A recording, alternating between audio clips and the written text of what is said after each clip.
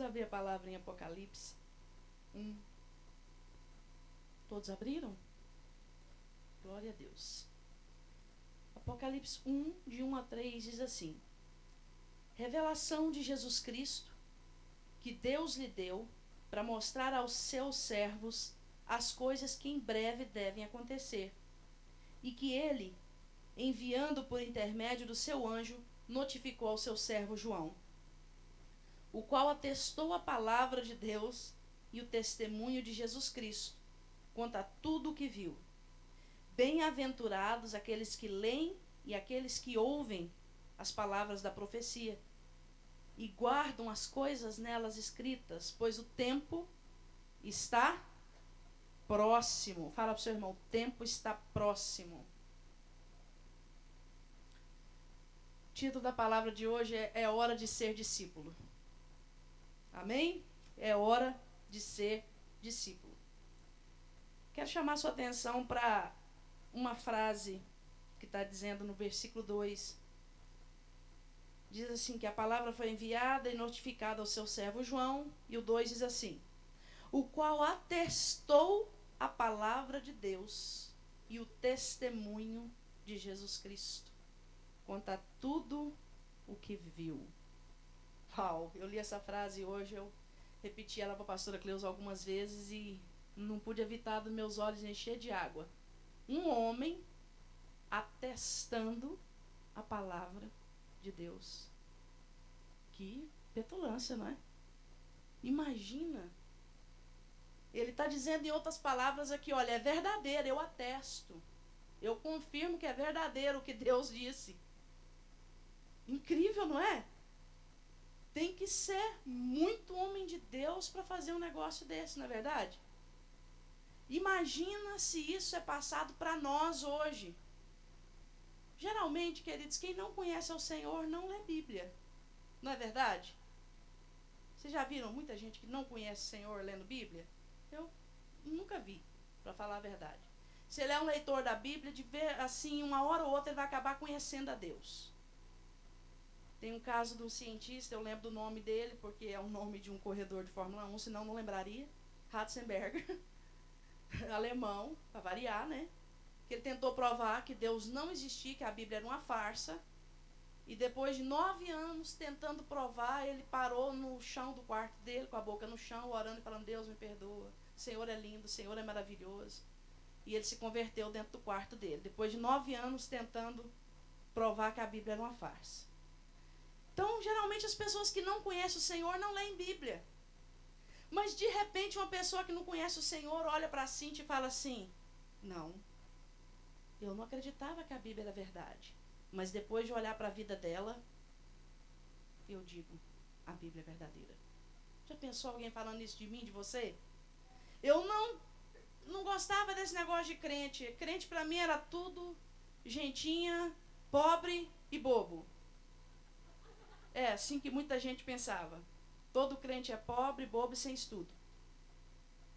Eu achava que era assim, mas depois que eu conheci a Zelinha, mudou completamente a minha visão.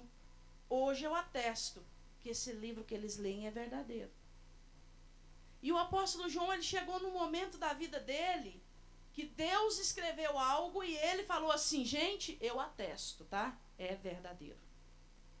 Amém? E nós vamos chegar nesse nível, em nome de Jesus. Amém? As pessoas que não leem Bíblia, elas não leem Bíblia, mas elas leem a nossa vida. Ela lê a minha vida e ela lê a sua vida.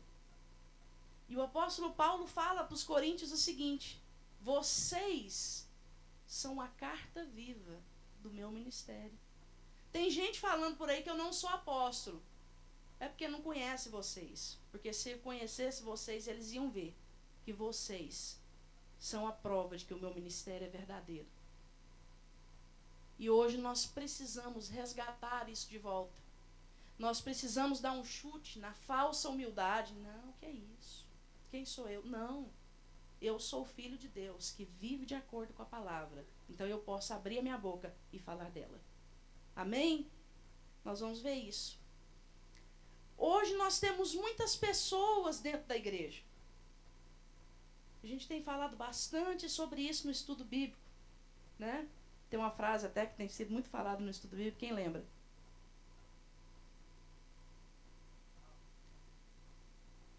É isso mesmo, a frase do filósofo Wellington, né? O fato de você ir todo dia no Burger King não faz de você um hambúrguer, né? E o fato de nós virmos todo dia à igreja não faz de nós cristãos, não é verdade? E eu falo para você que às vezes todo mundo que está dentro da igreja é crente, mas nem todo mundo é cristão, não é verdade? Nem todo mundo expressa Cristo. Mas isso não é de agora, isso é de muito tempo atrás. Abre a sua Bíblia em Mateus. Havia 3 tipos de pessoas que seguiam Jesus Cristo. 3 grupos de pessoas. Na verdade, existem 4, mas o quarto eu não vou falar dele, porque o quarto eram os inimigos. Os inimigos seguiam Jesus. Quem sabe disso? Eles seguiam Jesus para ver se havia alguma falha para matar Jesus, para pegar Jesus. Não é verdade? Mas hoje eu não vou falar desse quarto grupo. Eu vou falar de 3 grupos específicos de pessoas que seguiam Jesus. E nós vamos ver que hoje, dentro das igrejas, aqui dentro desta igreja, dentro da outra igreja ali da esquina, da outra igreja, da Igreja Universal do Senhor Jesus, há esses 3 grupos de pessoas muito definido. Muito definido. O primeiro grupo de pessoas é a multidão. Nós vemos em todo o Novo Testamento uma multidão seguindo Jesus, não é verdade? Tem um texto bem célebre que é da mulher do fluxo de sangue, diz que a multidão espremia ela, não é verdade? Seguindo Jesus, e ela toca nas vestes de Jesus e é curada. Um segundo tipo de pessoa que seguia Jesus eram seguidores ocasionais. Eles gostavam de Jesus, gostavam da mensagem, eles gostavam daquele movimento, achavam bonito, que filosofia legal, e seguiam Jesus ocasionalmente, de vez em quando. Um terceiro grupo de pessoas eram quem era? Discípulos, que seguiam Jesus bem de perto e obedeciam Jesus no que ele falava. E hoje, à medida que nós vamos decorrer da palavra, nós vamos ver que muitas vezes nós começamos como uma multidão, a gente acha interessante, a gente vem ver, a gente vem dar uma cheiradinha, né, como diz lá na Minas Gerais de vocês, para ver o que está acontecendo naquele lugar, né? E a gente vem por curiosidade, mas Deus dá, como diz, um upgrade, uma coisa, Deus vai mudando a gente de estágio, à medida que nós vamos colaborando com Deus na sua obra. Amém? O Senhor Jesus, o Espírito Santo de Deus é cavalheiro, ele não força ninguém. Esse negócio que a gente fala assim, você vai ver, Deus vai pegar você, te jogar no chão, sapatear. Deus espera uma resposta de nós. Amém? Primeiro grupo de pessoa, multidão, Mateus 4. Pode deixar sua Bíblia aberta em Mateus, nós vamos ler bastante Mateus. Aqui logo depois, no capítulo 4, logo depois da tentação, Jesus chama alguns discípulos, não todos de cara. Você pode ver que Mateus, o próprio autor do livro, é chamado uns 4 capítulos depois. Jesus chama os discípulos e no número 25, versículo 25, diz assim: e da Galiléia, Decápolis, Jerusalém, Judéia e da além do Jordão, numerosas multidões o seguiam. Amém? Nós vamos ver que muita gente já seguia Jesus. Mateus 8:1 diz assim: ora, descendo ele do monte, grandes multidões o seguiram. E eu quero falar para você algumas características da multidão. E eu espero que aqui nessa noite nenhum de nós estejamos nesse grupo da multidão que segue Jesus. Amém? Multidão é curioso, né? Muitas vezes vai porque não tem interesse nenhum. Só por curiosidade. Não é verdade? Já viram acidente de carro? Quando bate um carro, fica aquela multidão em volta. Tem aquela piadinha, né? Do rapaz que tinha um acidente de carro acontecendo. Ele queria muito ver, ele era baixinho. E ele começou a gritar: parente da vítima, parente da vítima, parente da vítima. E o povo foi abrindo. E ele foi: parente da vítima, parente da vítima. Quando ele chegou lá, era um jumento que tinha sido atropelado. Então, assim, multidão é um bicho curioso, né? E muita gente vem parar dentro da igreja por curiosidade, né? Deixa eu ver, aquele povo lá, falam as línguas estranhas, cantam as músicas bonitas. Eu fiquei sabendo que uma pessoa foi curada. Eu vou lá porque eu estou precisando de uma cura. E a multidão não escondia isso, eles seguiam Jesus porque queriam milagres. Não tem nada de errado em querer um milagre. Eu quero, vocês querem? Amém? Mas eles só queriam isso. E a multidão apertava Jesus, andava atrás de Jesus. E vocês podem ver, no decorrer da Bíblia, que não tinha momento para eles chegarem. Jesus tinha acabado de perder João Batista. Jesus queria chorar um pouco, ele queria sair do meio do povo. A hora que ele sai, quem vai atrás? A multidão. Não é verdade? Jesus foi curar a filha de Jairo, a multidão toda na porta. Ele entrou somente com os discípulos, mas a multidão gosta do barulho, gosta da bagunça, mas não tem muito compromisso. Aliás, não tem nenhum compromisso.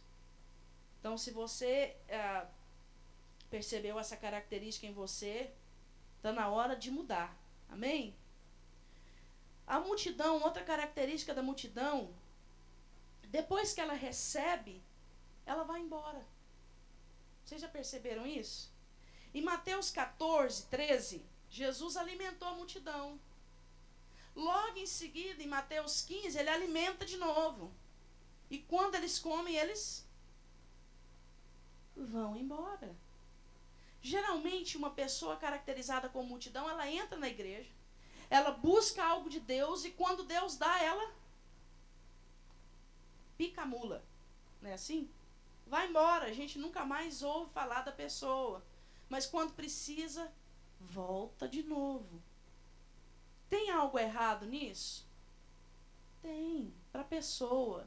Agora, nós que não julgamos ser multidão, muitas vezes a gente olha para a pessoa e condena. Não é verdade?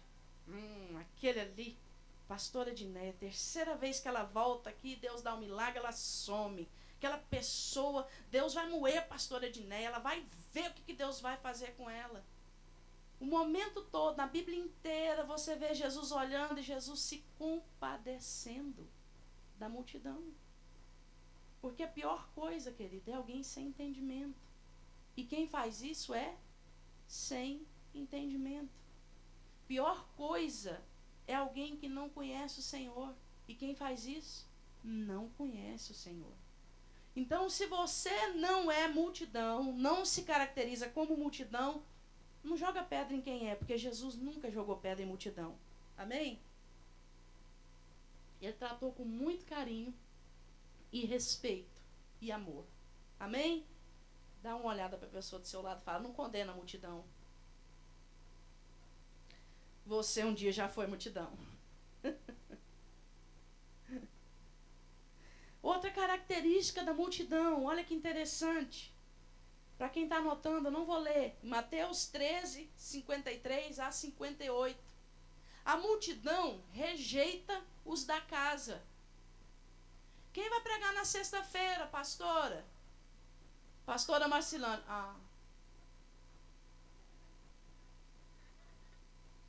Quem vai pregar na sexta-feira, pastora? A Kênia. Não libera nem uma profeciazinha, né? Que coisa. Eu fui no culto. Quem pregou foi a Carmen. Um culto fraquinho. Falou nada para mim, nem uma profecia para mim. A pastora Cris que vai pregar, ela brinca demais no púlpito, perde até a seriedade da palavra de Deus. A multidão não gosta. A multidão não gosta do normal. A multidão não gosta da simplicidade, ela gosta do auê, ripa lá para trás. Aí o povo vem na hora Canta que eu te levo. O povo vem na hora, a multidão gosta disso. Gosta, né, do barulho, do auê, do papapá, do bebebé, do rapapapapá, como é que eu nem sei fazer. Né? Acho que se eu der uma sapateada dessa, eu fico uns 3 dias sem andar. Tem que ser muito no espírito mesmo. Mas a multidão gosta disso. Geralmente, o pessoal da casa não atrai multidão. E Jesus diz que ele saiu de Nazaré sem realizar nenhum milagre. Porque ele não pode? Ele não é Deus? Ele é Deus. Mas é porque o povo de lá não respeitava e não honrava os profetas da casa. Eu falo uma coisa para vocês, querido, e eu falo debaixo de temor. A pastora Marcelane me conhece. Aqueles que são mais íntimos me conhecem. Qualquer profeta de Deus pode falar qualquer coisa na minha vida. Se não for confirmado pelas bocas do profeta da casa, eu não dou um passo em direção à palavra que me foi me dada. Você sabe por quê? Porque o profeta da casa tem peso pela minha vida. Quem não é da casa? Amém? Então saiba isso e tenha isso para você. O profeta da casa se preocupa com você. Amém? Ele tem peso pela sua vida. Outra coisa muito importante com relação à multidão. Em Mateus 13:34, diz que Jesus falava com as multidões por parábolas, para que eles não entendessem. Jesus tem uma linguagem diferente para falar com quem é discípulo e com quem é multidão. Por quê? Porque coisas do coração de Deus é para amigo. E amigo é discípulo. Amém? Amigo é gente de confiança de Deus. Então, se Deus tem falado muito com você com parábolas, você está precisando de mudar de nível. Porque isso denota falta de intimidade com o Senhor. Amém, queridos? E por último, que eu não quero falar muito da multidão, eu quero falar mais sobre os discípulos. Uma outra característica da multidão, e isso é terrível. A multidão, quando ela está debaixo de pressão, ela manda soltar Barrabás. E não Jesus. A multidão, Pôncio Pilatos chegou diante da multidão e falou: eu tenho que soltar um preso. O cara era o ego em forma de ser humano. Era aniversário dele, ele queria soltar um preso. E ele pergunta para a multidão: quem que vocês querem que eu solte? Jesus Cristo ou Barrabás? O que a multidão gritou? Barrabás. A multidão é facilmente manipulável. Por que você vem nessa igreja? Ah, eu gosto da pastora Cleusa, ela é gente boa. Eu venho na igreja, eu gosto dela. É gente boa. Ela falou umas 2, 3 coisas bem legais para mim. Eu gostei dela. Aí no outro dia tá comendo um salgadinho ali na loja da Beth, né? Que já não é da Beth há mais de 10 anos, mas a gente fala loja da Beth, né? Alguém aqui conhece a Beth? Quantos aqui conhecem a Beth? E a loja da Beth, quantos conhecem?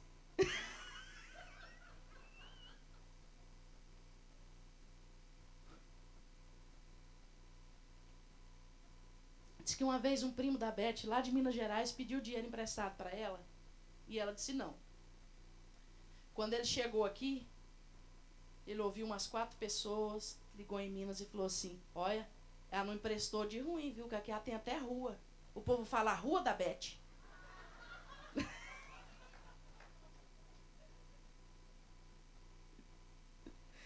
Ai, ai. É uma pessoa muito boa. Eu tive o prazer de trabalhar com ela, conviver com ela. Então, queridos, a multidão debaixo de pressão, ela manda soltar Barrabás. Aí a pessoa está lá comendo salgadinho, lá na loja da Beth. Chega um e fala assim: rapaz, aquela pastora Cleusa é louca, né? É louca mesmo. Rapaz, aquilo não é crente não. Onde já se viu mulher de calça no púlpito? Onde já se viu, né? Coisa mais feia, né? A multidão é assim.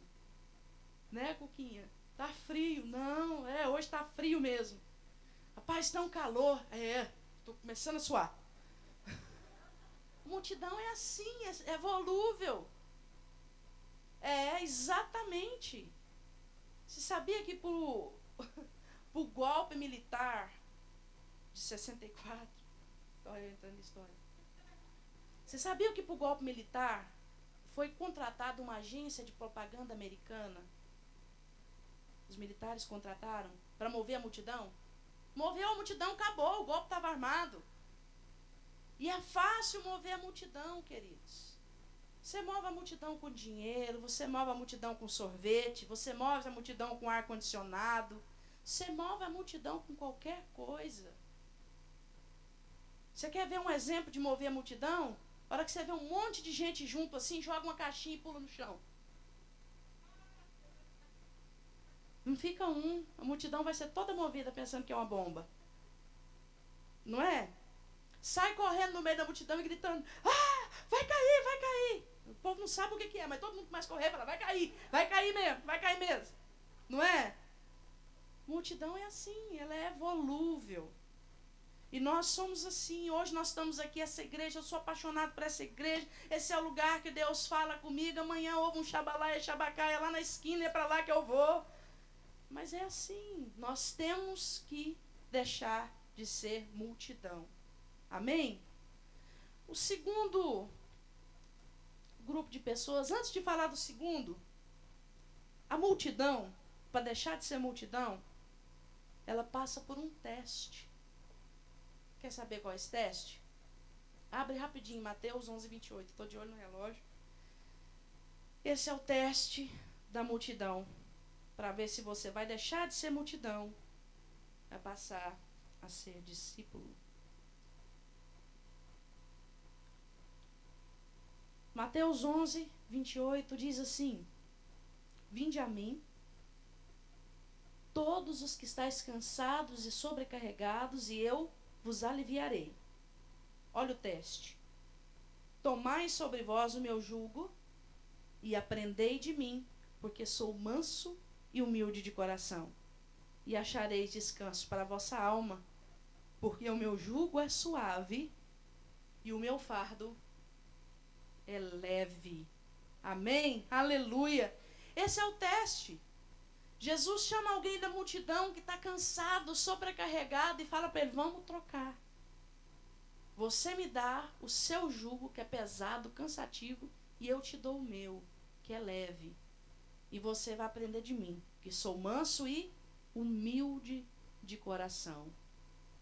E aí, muitas vezes, a pessoa que é multidão cai fora nesse momento, porque ela quer que Jesus pegue o jugo dela, mas ela não quer o jugo de Jesus.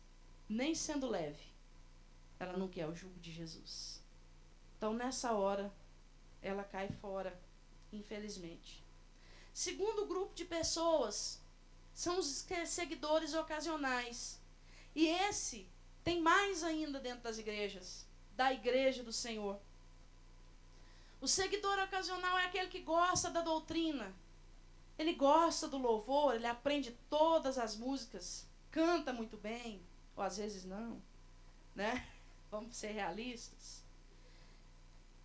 Ele gosta da doutrina, ele pratica parte da doutrina, mas ele não concorda com tudo. Então ele se mantém na dele. Eu estou na igreja, mas a igreja ainda não está em mim. Eu estou na igreja, mas eu ainda não sou igreja. O seguidor ocasional, ele gosta das coisas light. Você pode ser crente, mas por favor, não seja fanático. As coisas mais leves. Você foi no culto de sexta, não precisa ir no de domingo, né? Igreja demais é uma coisa que vai te deixar louco. Você é jovem, para que ir na igreja na segunda, na terça, na quarta, na quinta? É muita igreja com uma pessoa só. Você não precisa disso. O seguidor ocasional, ele rejeita a profundidade. Ele quer leveza. Ele parece um sanduíche do McDonald's, né? Isopor. Fica boiando sobre as águas. Ele não procura a profundidade. Ele até gosta da igreja. Ele ajuda de vez em quando. Ele é uma boa pessoa, um bom caráter muitas vezes. Mas se envolver com a obra, não, por favor. Eu não. Às vezes até tem aquele cunho de como é que fala? Não, eu não estou apto para me envolver com a obra de Deus. E o não estou apto, eu não estou pronto, é uma maneira de dizer assim, não, eu não quero nada com a dureza, eu não quero nada com a responsabilidade. É uma forma de ser sem ser. Isso é o seguidor ocasional. E nós vamos ver alguns exemplos na palavra. A primeira característica dele, ele ajuda, ele defende a causa, mas ele não se mistura. Vamos ver Mateus 23, 50.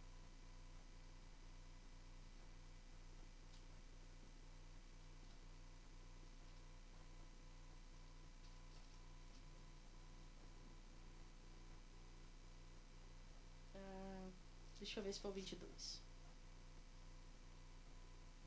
Pior que eu não me lembro o texto. Só um minuto.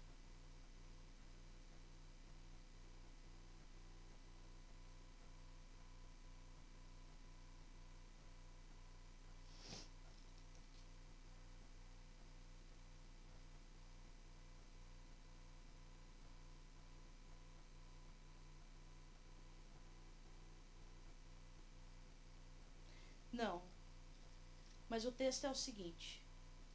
Aliás, eu lembrei agora. Deve ser Lucas, perdão. Que agora eu já lembrei o que diz no texto. Então, se não for Lucas, eu posso citar. É isso mesmo, é Lucas, é porque eu anotei tudo em Mateus. E eis que certo homem, chamado José, membro do Sinédrio, homem bom e justo, que não tinha concordado com o desígnio e ação dos outros, natural de Arimateia, cidade dos judeus, e que esperava o reino de Deus, tendo procurado a Pilatos, pediu o corpo de Jesus. Ele pediu por quê? Não tendo concordado com o desígnio e com a ação dos outros. José de Arimateia era um seguidor ocasional de Jesus, ele seguia Jesus de longe. Inclusive, Mateus usa a palavra discípulo. E eu fui olhar no original do grego. E não tem a palavra discípulo, diz seguidor de Jesus.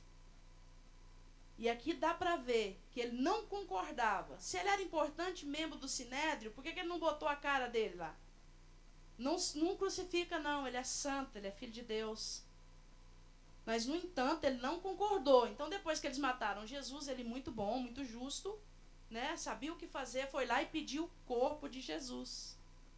E agora eu vou falar uma coisa para você, o quanto esse homem tinha influência, se você nunca parou para analisar o texto. Quando Jesus morreu, o que eles colocaram na porta do sepulcro? E depois da pedra? 2 guardas. Para quê?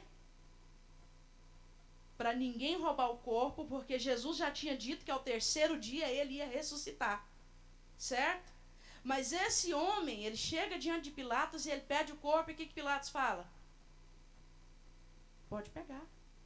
Não é verdade? Ele fez o sepultamento, vocês estão entendendo? Ele teve a oportunidade de roubar o corpo de Jesus. Ele teve a oportunidade de sumir com o corpo. Pilatos deu para ele o corpo de Jesus. Então esse homem tinha muita influência. Mas ele era um seguidor ocasional de Jesus. Ele achava muito legal, muito bom, muito lindo a nova doutrina. Mas eu não vou me misturar. E isso é característica de um seguidor ocasional. Outro seguidor ocasional de Jesus, todo mundo já ouviu falar dele, João 3. Quem que está lá? Um nome bonito aí para quem está grávida, colocar no filho, Nicodemos. Nicodemos foi ter com Jesus quando, está escrito em João, à noite, para ninguém ver. Fulano, você é crente? Não, pelo amor de Deus, eu vou na igreja. Diferente.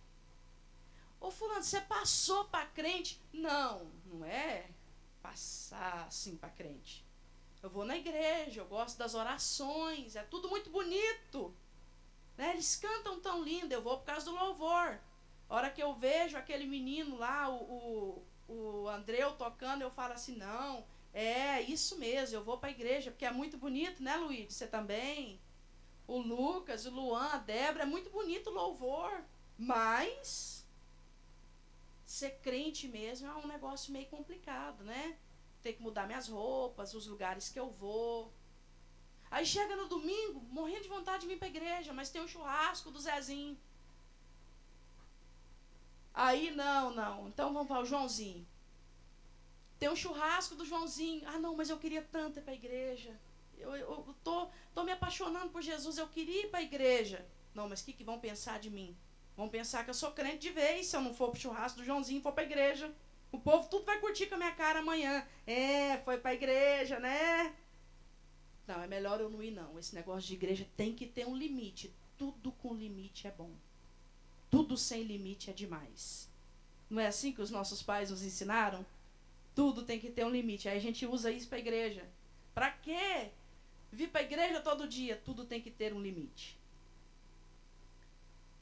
Outra característica e última do seguidor ocasional. Abre em Mateus 19. Agora é Mateus mesmo.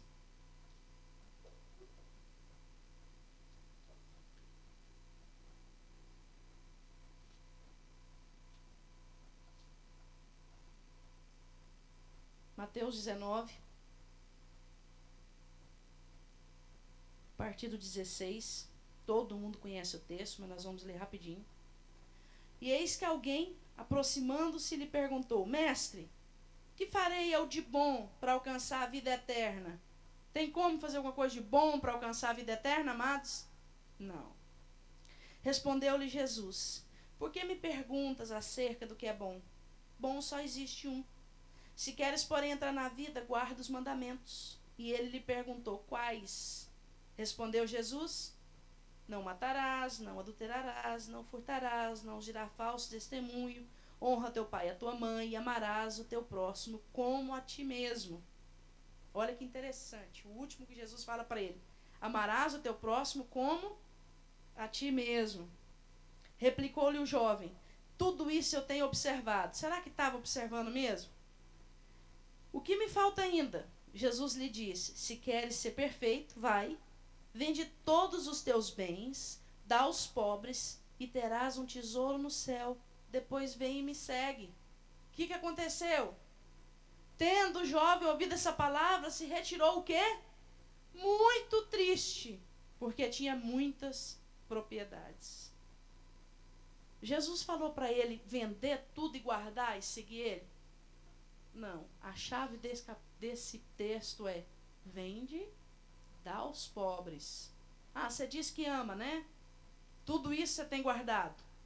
Então dá aos pobres. Vende tudo que você tem, dá aos pobres, vem e me segue. E ele se retirou muito triste. Um seguidor ocasional, quando ele é confrontado com o Senhor, pelo Senhor Jesus, naquilo que ele gosta, naquilo que ele é apegado, ele sai fora. Toda vez que ele é confrontado, ele sai fora. Antigamente tinha uma pessoa aqui na igreja, não adianta você tentar lembrar quem é, porque quem não está aqui da idade da Lídia para trás não sabe. Que gostava de umas roupas assim meio escandalosas.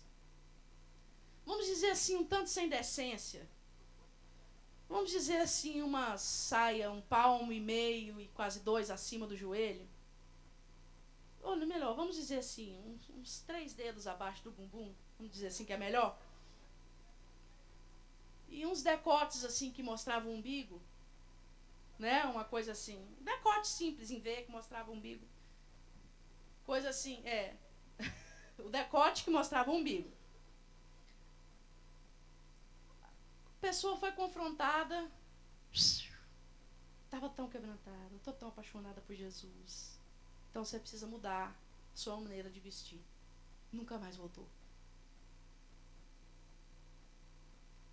Uma outra tinha decidido que ia seguir Jesus. Cada 10 palavras que ela falava, 9,5 eram um palavrão. Primeira vez que foi confrontada, desistiu de seguir Jesus. O outro gostava da bebidinha no final de semana. Não, mas eu não me embebedo, eu nunca chego tonto em casa, pastora. Eu não tenho esse problema. Confrontado, nunca mais voltou. Então, querido, de onde, em que área da sua vida Deus está te confrontando? Deus está querendo te mudar de nível. Deus confronta aqueles que Ele chama. Amém? E o teste para o seguidor ocasional deixar de ser seguidor ocasional e passar a ser discípulo. Mateus 8, leia comigo.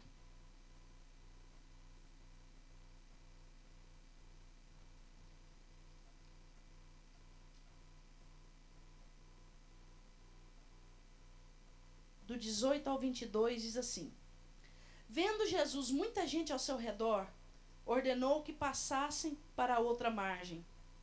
Então, aproximando-se dele um escriba, disse-lhe: Mestre, seguir-te-ei para onde quer que fores.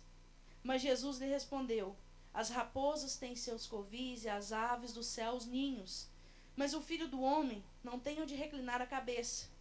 E outro dos discípulos lhe disse: Senhor, permite-me ir primeiro sepultar meu pai. Replicou-lhe, porém, Jesus: Segue-me e deixa os mortos sepultar os seus próprios mortos. O que Deus está falando aqui? O que Jesus quer dizer com isso? Você quer deixar de ser um seguidor ocasional e passar a ser discípulo? Corta os laços com o mundo. Corta os laços com aquilo que não é santo. Corta os laços daquilo que não tem cheiro de Deus. Corta os laços com aquilo que tem cheiro de morte. Sabe aquela novelinha amada, idolatrada e venerada? Corta. Se aquilo te impede de servir a Deus, corta. Corta os exageros, corta o excesso, corta a idolatria. Se eu perguntar aqui quem pratica a idolatria, talvez ninguém levante a mão. A idolatria que se conhece. Se eu perguntar, se eu botar uma nota de 100 aqui, talvez muita gente faz assim. Mas é assim, queridos. A palavra de Deus diz em Timóteo que o amor ao dinheiro é a raiz de todos os males. Às vezes idolatramos pessoas. E aqui Jesus é muito doce com o discípulo que fala para ele assim: deixa eu enterrar meu pai. Jesus fala para ele: vai, queridinho. Não, deixa os mortos enterrarem seus mortos. Ai, mas que Jesus malvado. Não deixou o rapaz enterrar o próprio pai. Jesus estava falando para ele o seguinte: tem um padrão para me seguir. Você vai ter que abrir mão de algumas coisas que você considera muito justo. Era justo ele enterrar o pai dele, queridos? Fala a verdade. Era totalmente justo. Era um direito dele enterrar o pai dele? Sim, era um direito dele. Mas Jesus estava mostrando para ele que para deixar de ser um seguidor ocasional e passar a ser discípulo, ele teria que adotar um padrão. E o padrão é: corte com as relações com o mundo. Amém, queridos? Terceiro tipo de pessoa, onde nós nos enquadramos. Amém? Quem aqui é discípulo? Amém? Foi fraco o amém, mas eu creio que você é. Amém? O discípulo é quem Jesus procura. Que interessante. Jesus procura o discípulo. A multidão procurava Jesus, não é? Mas os discípulos, quem procurou? Jesus procurou cada um deles. Fala para a pessoa que está do seu lado: Jesus te procurou. Isso quer dizer, querido, que você não é perfeito. Você não é perfeito. Mas o Senhor Jesus está disposto a trabalhar com você e te levar à perfeição. Amém? Como está escrito em Mateus 5,48, para quem está anotando. O discípulo é aquele que gasta tempo com o mestre. É aquele que imita o mestre. É aquele que se preocupa em fazer o que Jesus faria. O discípulo é aquele que tenta agradar o tempo todo. E é interessante que Jesus não teve adepto, Jesus teve discípulo. Você vê esse pessoal dessa seita, eles são de olhos fechados, né? O que o cara faz, o outro faz também. Se o cara pular num buraco, aqui nos Estados Unidos, eu acho que 89, não que eu me lembre, mas é porque eu gosto de história. Eu era um baby nessa época. Em 89 teve um suicídio em massa. Foi em 89, não foi, Danilo? Que aquele louco na Califórnia se suicidou e um monte de gente suicidou com ele. Eu acho que foi em 89, mas whatever se não for a data. Mas ele suicidou. Oi? Teve, mas esse foi recente. Teve um antigo que foi muita gente. 87, foi a primeira data que me veio na cabeça, foi 87. Mas ia pegar mal pra mim falar 87. Né? Pior ainda. Mas é porque eu gosto de história. Não tem nada a ver com a idade. Nada. É o quê? Não tem nada a ver com a idade. Ganhando inimigo, hein? Mas Jesus não teve adeptos. Jesus teve discípulos. Pessoas que se apaixonaram por ele e caminharam com ele. Amém? Fala para a pessoa do seu lado, se apaixone por Jesus. Se apaixone por Jesus. Característica do amigo, do discípulo. João 15:15. Jesus fala para o discípulo assim: não chamo vocês de servo, eu chamo você de amigo. Oh, aleluia! Já pensou? Ter Jesus como amigo é tremendo, mas Jesus chamar você de meu amigo, uau! Segunda característica do discípulo, e esse é muito bom, porque para você que é discípulo, Deus deu um privilégio que não deu para nenhum outro. Em Filipenses 1:21, não precisa abrir, a gente só anota. Diz assim: para você, Jesus deu privilégio de não somente crer nele, mas de padecer por ele. Oh, aleluia. Jesus te deu o privilégio de não somente crer, mas de sofrer por ele. Isso é privilégio. Você sabe por quê? Porque se nós bebemos do cálice que ele bebeu, com ele nós seremos o quê? Glorificados. Porque ele é justo. Amém? Dá uma cutucadinha na pessoa do seu lado e fala: Jesus te deu o privilégio de sofrer por ele. Queridos, isso é privilégio dado por Deus, de sofrer por Jesus, somente dado para discípulo. Amém? O terceiro, o discípulo é convidado pelo próprio Jesus e ele recebe um ensino revolucionário. Vamos abrir comigo em Mateus 5? Oh, aleluia!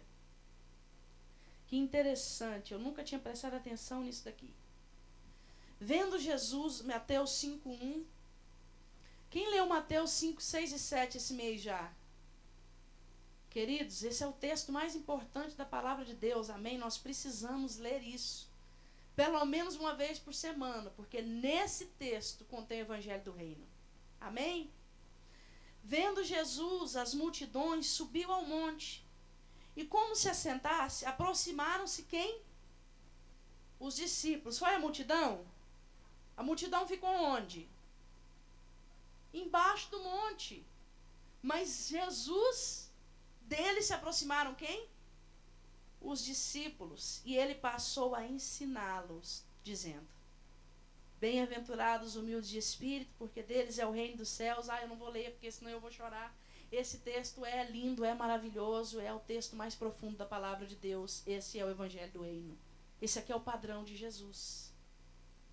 E Jesus chama os discípulos e dá um padrão diferente. Você sabe por quê? Porque a gente não fala para ninguém do mundo que não é discípulo de Jesus: olha, essa roupa você não pode usar.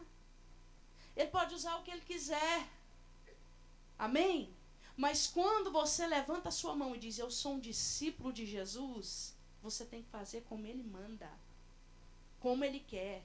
Na hora que ele quer. Às vezes, aqui na igreja, o tratamento com um e com o outro é diferente. Vocês já perceberam isso? Por que a Lídia, se ela fizer uma coisa errada, ela vai levar uma bronca e a Mariazinha não vai levar? Porque um dia ela levantou a mão e falou assim: eis-me aqui, eu sou discípula. Então ela vai levar chumbo de discípulo. Ela vai ser ensinada como discípulo. Só que nós levantamos a mão na hora do apelo. Ai, que bonitinho, eu quero ser discípulo. Na hora do vamos ver, todas as florzinhas de Jesus. Ai, você viu o jeito que falou comigo? Com as pétalas quebrando. Eu sou homem, ninguém fala assim comigo. Grande coisa, você não levantou a mão um dia e não disse que ia ser discípulo? Então vira homem, rapaz. Amém? Isso é para as mulheres também, vira homem, rapaz. Assume a postura. Isso no Nordeste é falado para todo mundo. Amém, queridos? Quarto, discípulo recebe responsabilidade. Para quem está anotando, João 12:6. Dentro dos discípulos tinha uns que eram responsáveis por algumas coisas. Inclusive Judas era o responsável por quê? Quem lembra? Era o tesoureiro e metia a mão. Mas por que eu estou citando esse exemplo? Porque dentro da organização dos discípulos há os responsáveis para cada coisa. Amém? Ah, mas eu sou discípulo responsável por oração. Eu posso ver essa água derramada no chão, porque eu sou discípulo de oração.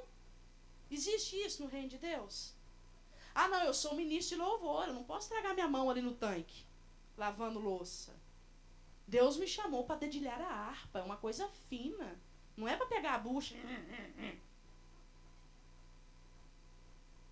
Discípulo serve. Nós fomos chamados para servir.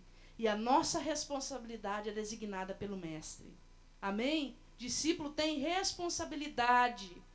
Então, você, sendo discípulo, você tem hora para chegar no culto. Qual é o horário de chegar no culto? Não. Um pouquinho mais cedo. Amém? Se você se separou para o Ministério de Cooperadores, quanto tempo antes? 1 hora antes? No dia de ceia, não é isso? E depois? Então larga de moleza, esteja aqui no horário. O Ministério de Louvor é 1 hora antes em todo o culto. Na sexta-feira é um pouquinho elástico esse negócio. Mas por quê? Porque um dia você disse, eis-me aqui, querido. Aí fica chato a gente ficar falando, né? Nossa, que coisa. Maurício, chega na hora. Ô, Maurício, chega na hora. Maurício, nossa, lá vem esse povo chato de novo falar comigo de relógio. Se seguir a responsabilidade que foi dada, ninguém vai precisar falar nada. Não é verdade? Alguém fala para você no seu trabalho todo dia o que você tem que fazer? Não, você chega e faz. Por quê? Porque você assinou um contrato para fazer. Quando você levanta a mão e fala, eu sou discípulo, tem coisas que vão ser cobradas de você, quer você goste, quer você não goste. Amém, queridos? O discípulo recebe instruções e ele não questiona, ele faz. E o discípulo, ele recebe os piores confrontos. Quem aqui já foi confrontado duramente nessa igreja? Alguns, né? Se eu tivesse 8 mãos, se eu fosse um polvo, eu levantava todas elas. Quem já foi confrontado duramente? Você é discípulo. Quem já foi confrontado duramente pelo Senhor? Amém? Queridos, tem um texto da palavra que eu gosto muito. Que Pedro chega para Jesus tão doce. Pedro fala assim, Jesus, tenha piedade de ti mesmo. Você não vai morrer na cruz, isso é muito dolorido, o Senhor é Deus. Né? E Jesus fala com muita doçura para Pedro, arreda, Satanás! Tu não cogitas das coisas de Deus. Né? Que doçura. Confrontado por Jesus. O discípulo é confrontado. Mas Deus vai usar muitas vezes para te confrontar alguém que você não acha tão perfeito assim. Mas eu vou falar uma coisa para você. Se você não é confrontado, não é disciplinado, você não é filho, você é bastardo. É verdade ou não é? É verdade. Mas você é filho, os discípulos são confrontados. Em Mateus 16:21, deixa eu ver se é esse texto. Deixa eu só conferir, não precisa nem abrir. É isso mesmo, é esse texto, para quem está anotando, tá bom? Em Mateus 10, Jesus traz outro confronto. Ele fala assim, no texto inteiro é um confronto. Quem comigo não ajunta, espalha. Se você quiser vir após mim, a si mesmo se negue, tome a sua cruz e me siga dia após dia. A gente nunca gosta dessa parte, né? Eu detesto essa parte, dia após dia. Porque o negócio é todo dia. Se eu tomei a cruz ontem e hoje não, estou desaprovado do mesmo jeito. Não adiantou nada. A gente não gosta disso. Mas tem um teste. Porque até mesmo dentro dos discípulos tem um nível de autoridade. Quem já ouviu falar no apóstolo Pedro? Quem já ouviu falar? Quem já ouviu falar no apóstolo Tiago? E Bartolomeu, o que ele fez depois? Alguém sabe? E Tomé? Alguém sabe o que Tomé fez depois? Além de ter pedido, se for você mesmo, Jesus, me mostra as marcas na mão. Alguém sabe? Alguém sabe o que aconteceu com Tadeu? E o apóstolo João? Quantos já ouviram falar? Amém? E Filipe? Muitos já ouviram falar. Por quê? Porque há uma cadeia de autoridade. E essa autoridade é dada de acordo com a resposta. Então, se a resposta da Lídia para o Senhor é nível 10, Deus vai honrar ela mais do que a Mariazinha que respondeu 5. Isso não é eu que estou dizendo, é a palavra de Deus. Amém? Há um teste para nós, discípulos. Vamos abrir em Mateus de novo.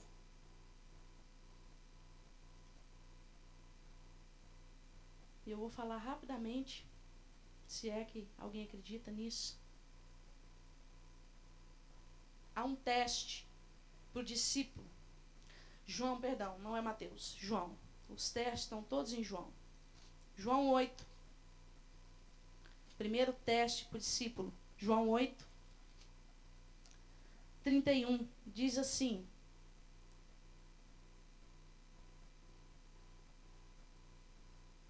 Disse, pois, Jesus aos judeus que haviam crido nele: Se vós permanecerdes na minha palavra, sois verdadeiramente meus discípulos. Deixa a palavra aberta. Discípulo obedece. Ah, mas eu não concordo muito bem com esse negócio de dízimo. Discípulo obedece. Faz primeiro, entende depois. Amém? A gente não questiona aquilo que é princípio da palavra de Deus. A gente questiona aquilo que Deus deixa a gente questionar. Amém, queridos? Discípulo obedece. Então, se a palavra de Deus permanecer em nós, nós somos aprovados como discípulo. Segundo teste, João 13. Só vira as páginas aí. João 13, 13. Vós me chamais o Mestre e o Senhor, e dizeis bem, porque eu sou. Ora, se eu, sendo o Senhor e o Mestre, vos lavei os pés, também vós deveis lavar os pés uns dos outros. Dá uma olhada no irmão que está do seu lado. Jesus lavou o pé de Judas. Você sabe o que é lavar os pés, querido? Servir. Humildade. É o ato de maior humildade. E Jesus, na ocasião da última ceia, ele se cingiu. E ele lavou os pés de Judas. Dos outros discípulos também. Talvez, não sei, talvez tenha sido mais fácil para Jesus lavar o pé de João, de Judas, do que de Pedro, que falava demais. A gente não sabe. O que mexe com o seu temperamento? O que mexe com a sua irritação? O que você desaprova completamente? É dessa pessoa que você tem que lavar os pés, você tem que servir. Porque no meio daqueles discípulos, Jesus lavou os pés de João, que deitava no ombro dele. Jesus lavou os pés de Pedro, que tinha acabado de falar besteira e que Jesus sabia que ia fazer mais. Jesus lavou os pés de Judas. Ah, não, mas o da Kelly não. Não. A Kelly, não. Aí já tá pedindo demais, né? Lavar os pés do Gilberto? Nossa, de jeito nenhum. Gilberto é o cara que mais pega no meu pé aqui na igreja. Eu chego atrasado, Gilberto dá uma olhadinha no relógio.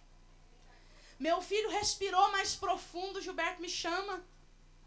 Eu vou lavar os pés num cara desse? Não, de jeito nenhum. O cara pintou a igreja, ele acha que ele pintou um pedaço do céu. Eu não vou lavar o pé desse cara, não. Eu não vou servir esse cara chato, não. Mas, queridos, as cobiças do nosso coração pensa assim.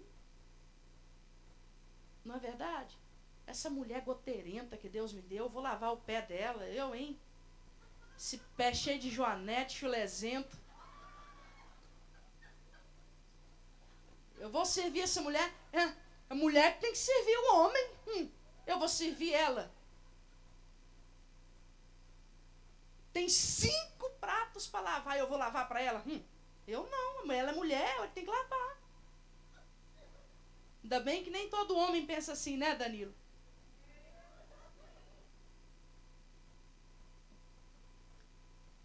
E o teste máximo para quem é discípulo. Olha o versículo 35. Nisto conhecerão todos que sois meus discípulos, se tiverdes amor uns pelos outros. Se tiverdes amor por aqueles que são bonzinhos para vocês. Se tiverdes amor uns pelos outros. Ô, palavrinha difícil, não é? Mas esse é o teste do discípulo. Permanecer na palavra, servir. Permanecer na palavra quer dizer obedecer. Amém? Servir, que é lavar o pé. E amar. Por que o servir é diferente do amar? Porque a gente pode servir sem amar. Mas as duas coisas são importantes. Mas quando chega no amor, Jesus fala assim, nisto vão conhecer que você é meu discípulo. No amor. Amém? Dá uma olhada para a doçura que está do seu lado e fala assim, eu vou amar você.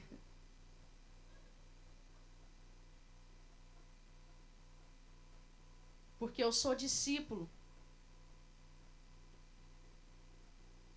Queridos, eu não sei se você se reconheceu em um desses critérios.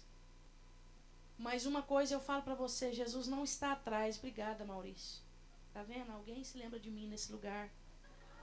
Oh, Deus, muito obrigado. Te agradeço pela vida da Carol e do Maurício.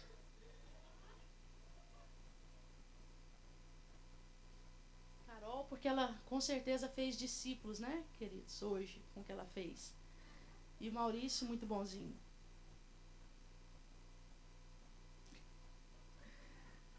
Queridos, eu não sei se você se reconheceu em um deles, mas uma coisa eu te falo. Jesus não está à busca de multidões. E Jesus não tem compromisso nenhum com seguidor ocasional. Mas ele tem com o discípulo. E o discípulo ele está atrás. Jesus procura discípulos. E nós temos que voltar às veredas antigas. Amém? Palavras simples assim tem que ser ouvido mais.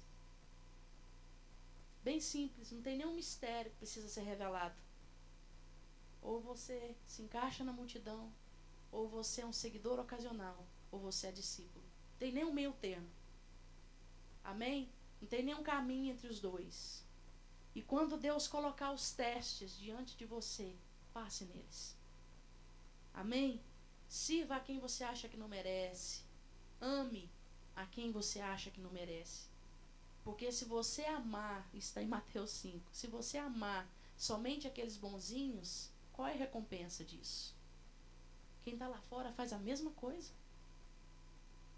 Mas a vocês, a mim, Jesus chama de meus discípulos. E um dia você levantou a mão e falou, eis-me aqui, Senhor, eu sou um discípulo. Amém?